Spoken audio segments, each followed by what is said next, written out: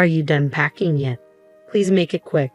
We plan to remodel your rooms once you move out, my oldest son's wife, Sarah, said impatiently, not even offering to help us pack.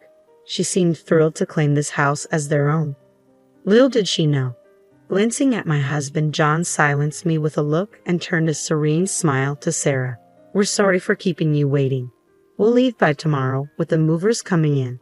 It'd be best if you two stayed in your rooms. We were leaving behind the furniture and appliances we shared with Sarah and David. Besides our stuff from the bedroom and wardrobe, we didn't have much left to pack. We'd probably take less than half an hour to move out. The following day, our farewell was surprisingly dry. Well, we're off.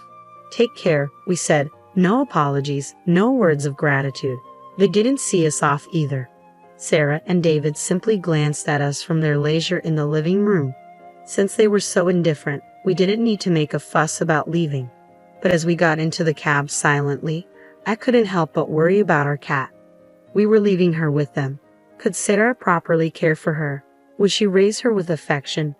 I dialed a number on my phone as our house receded from view through the cab's window. In hindsight, it might have been my sixth sense that ticked off then. I'm Patricia, 64. I've been married to John, who's a year older than me, for 35 years.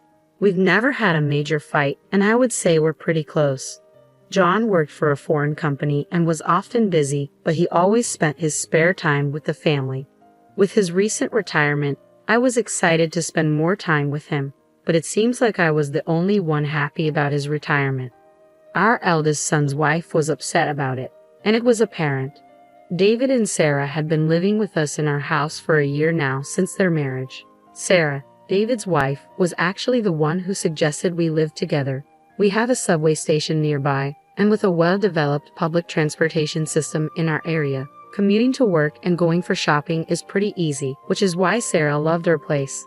My husband John and I had initially been reluctant, considering they were newlyweds, but we eventually gave in, leading to our current situation. Not even in our wildest dreams did we think things would turn out this way. What on earth are you thinking? That was one day, about 2 months after John retired from his company. Just as I had returned from shopping, I heard John's booming voice and froze in the living room. John was scolding our eldest son David, who was sitting on the couch. It was unusual to find John this angry, since he's usually calm and gentle. What's going on? With a heavy sigh, John turned to me. David was rummaging through my bag and stealing money from my wallet.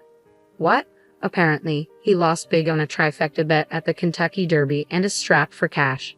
With that, John snatched a few dollar bills and his wallet from David's hand. It was indeed John's wallet. I was sure of it because I had given it to him as a gift on our 20th wedding anniversary.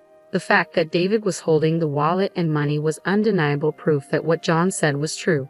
David, didn't you quit wagering on horses?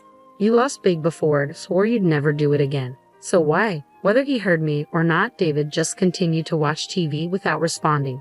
Ever since he was a child, he would often ignore us when we lectured him or talked about something that didn't interest him. There were times that he didn't remember the things I've told him verbally. This time was no different, and it seemed my pleas had no effect. However, even without an answer from David, I had a hunch about why he had started betting on horse racing again. Oh, it must be Sarah. David never cared about horse racing to begin with. He would never stoop so low as to take money from someone else's wallet, and he had never committed any crime like shoplifting. If I asked what caused such a drastic change in David, who was a hard-working office worker, I would answer without a doubt. It was meeting Sarah. Sarah is a bright and active woman. When we were first introduced to her, I hoped she would help bring David, who was introverted, out of his shell. But back then, I never knew about her hobby, that she was a huge fan of horse racing, and that her sense of spending is completely off-kilter. You heard your mother talking, so why don't you at least say something? Said my frustrated husband as he turned off the TV. At that, David finally opened his mouth. Shut up. I've paid you back, so stop nagging me. Besides, what's got you so worked up about a couple of $100 bills? What? I was actually surprised at how light your wallet was. You've really gone downhill, haven't you, Dad? Well, I'm retired, so what did you expect? How lame. With that, David left the living room. I almost tried to stop him, but my husband held me back. I'm at fault too for carelessly leaving my wallet around. Besides, repeatedly scolding him isn't going to help. But his attitude is far too unacceptable. This is too much. John has never been the kind of person to flaunt his role as the main breadwinner of the family. But it's a plain fact that it's thanks to him that we are able to maintain our lifestyle, and he provides for David and his wife as well. They're able to save on rent and living expenses as well, since they always come up with an excuse not to contribute to the household's expenses. So it's my husband who's been covering the majority of our expenses. And yet, instead of respecting John, David disparaged him.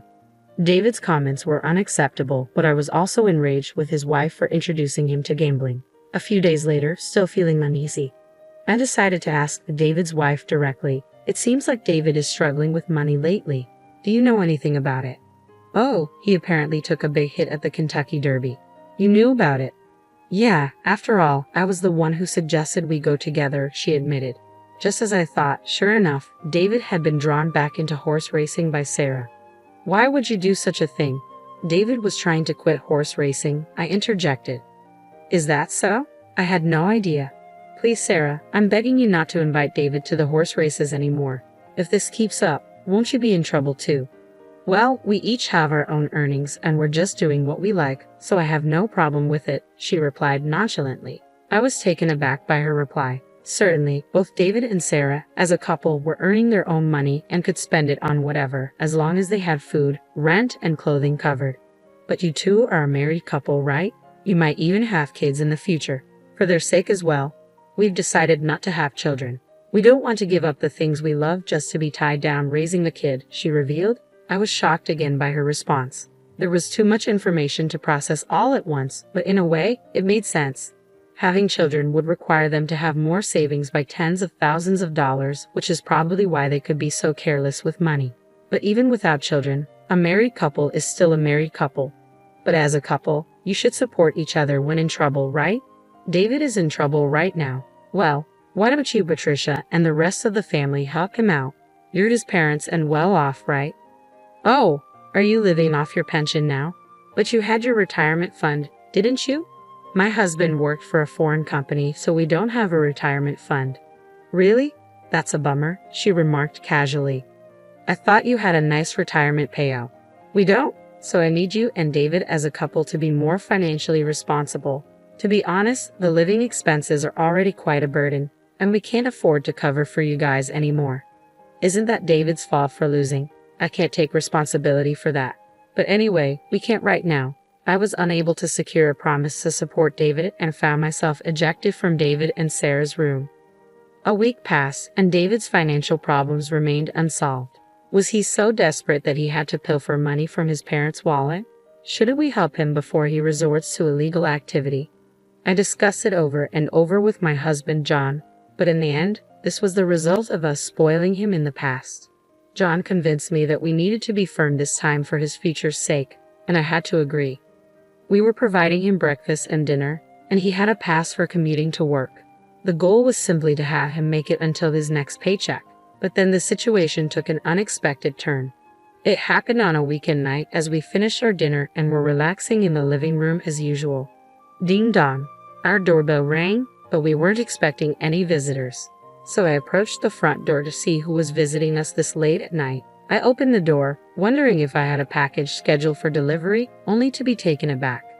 Standing there was Sarah, apparently unable to open the door as her hands were full with a cardboard box. What's going on? What's this box for?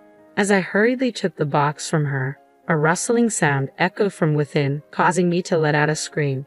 In an instant, the box opened, and I found myself face to face with the animal inside. It was a cat. Isn't it cute? I found it abandoned on my way home, Sarah said with a proud grin.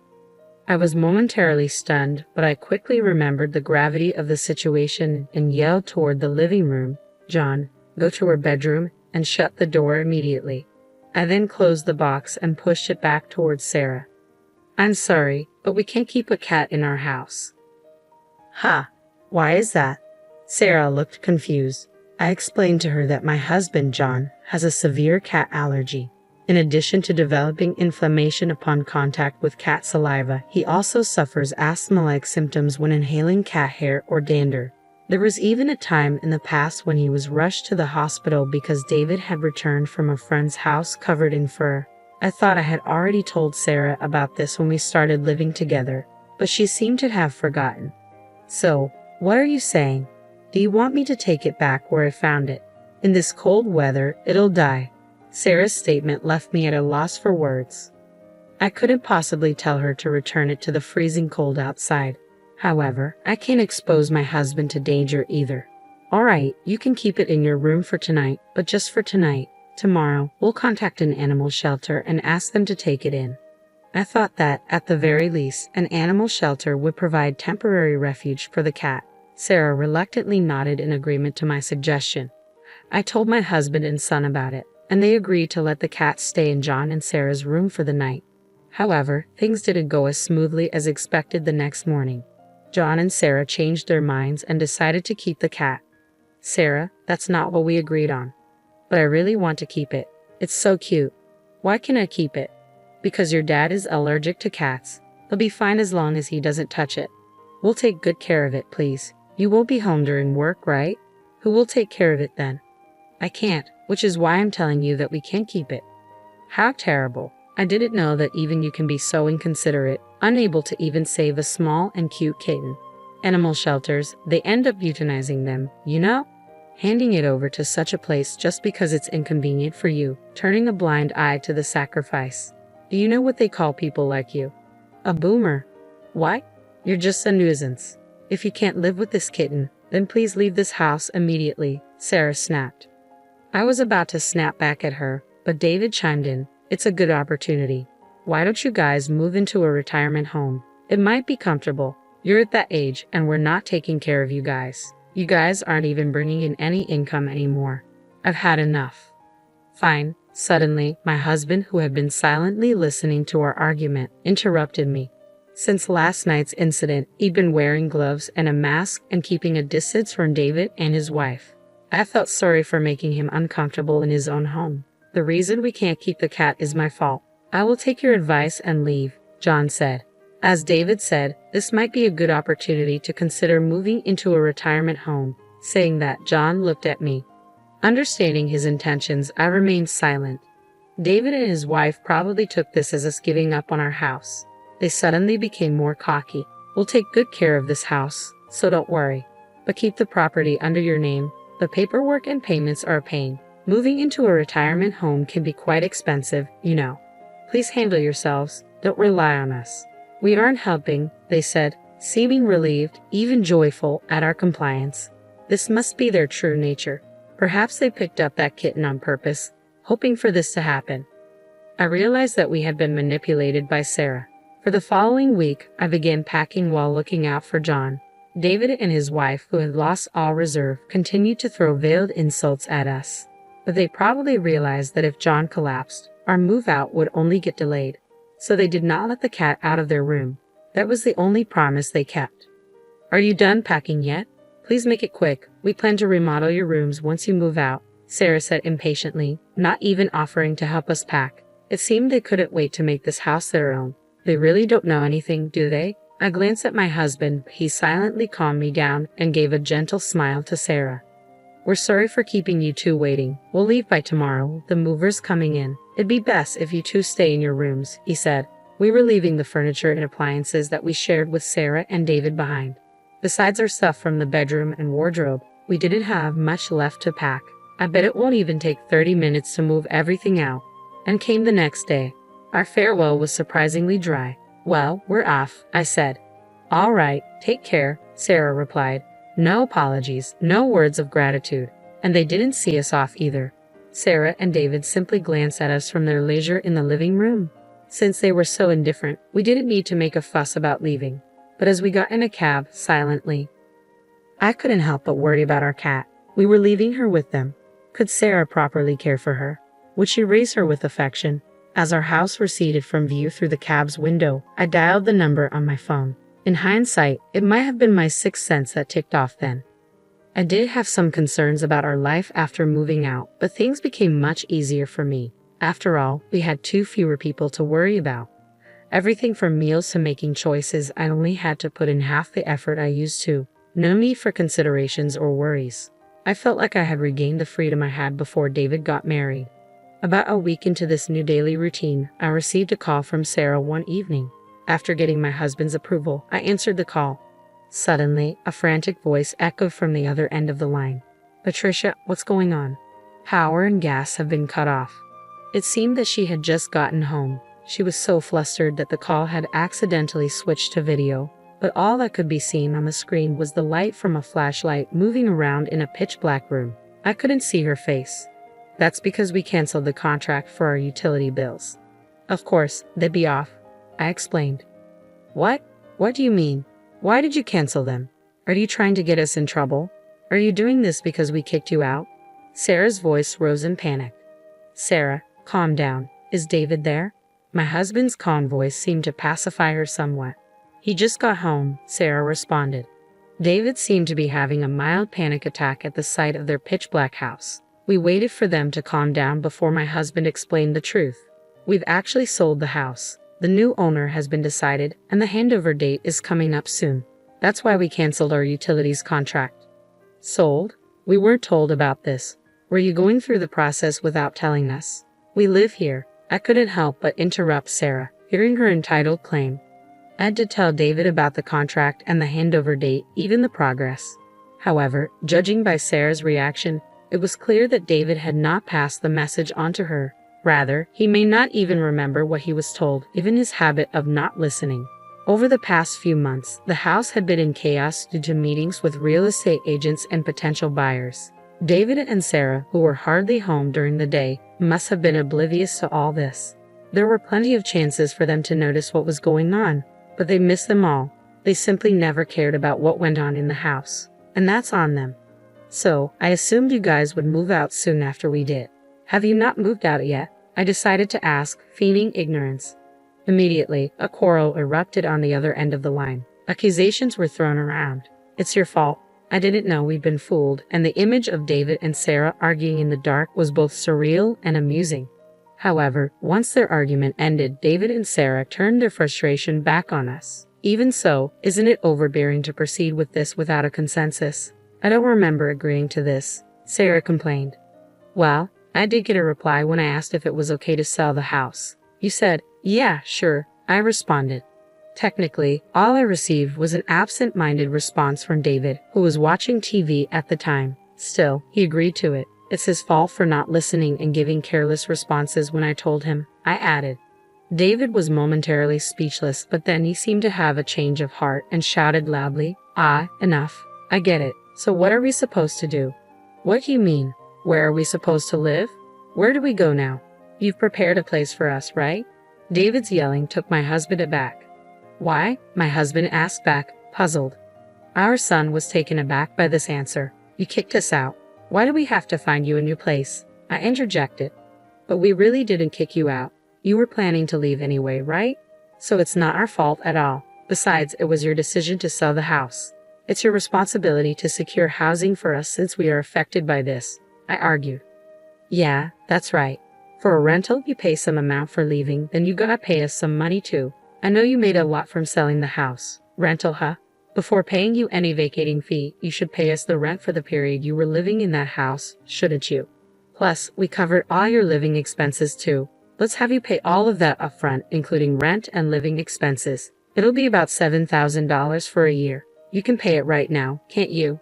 David and his wife remained silent with a groan. Considering David's financial situation, we were well aware that they were tight on money. Realizing that we had the upper hand, David started apologizing to appease us.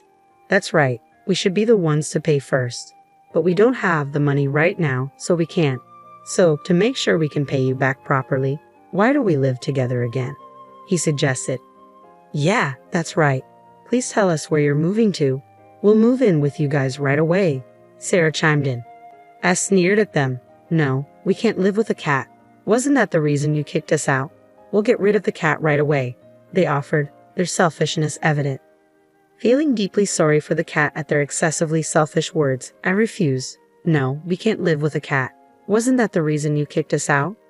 As expected for David and his wife, the cat was nothing more than a tool to kick us out of the house. As long as it benefits you, you're willing to put others' needs over your wants. Doesn't that make you a boomer? I retorted, throwing their own words back at them.